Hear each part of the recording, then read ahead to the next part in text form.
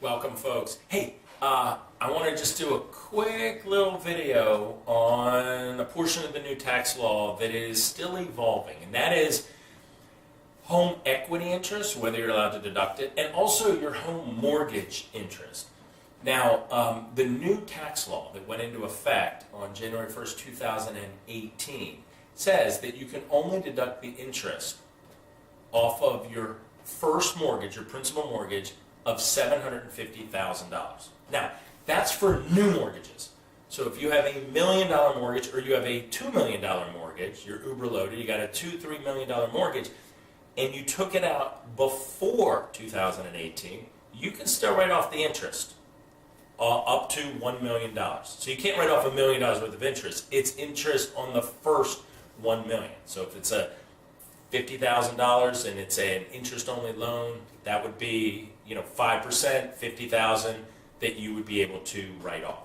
Now, any mortgages taken after 2017, so starting 2018, those mortgages are limited to $750,000, which is still a pretty darn big mortgage. Because you think about it, if you put down 20%, you're buying close to $1 million home if you're borrowing $750,000 if you're putting down 20%. So that's still pretty, I don't know, that's still a big house. And it's still a big benefit that you can write off. Now, home equity lines, we were told initially you can't write those off at all. So the interest on that, the old rules were the interest on the $100,000 of it, but now the new rules say you can't write them off at all starting in 2018. And it's very interesting. The IRS is still evolving on this, and they issued some guidance saying, you know what, you can still write off the interest, on the first $100,000 of a home equity line or a second mortgage. You can do that, but it has to be money that was spent on the home. So it has to be something that you're putting in a new bathroom or a new kitchen, or hey, I'm just going to build a deck, I'm going to improve the value of the house, or I'm just going to redo the electrical, or whatever that is.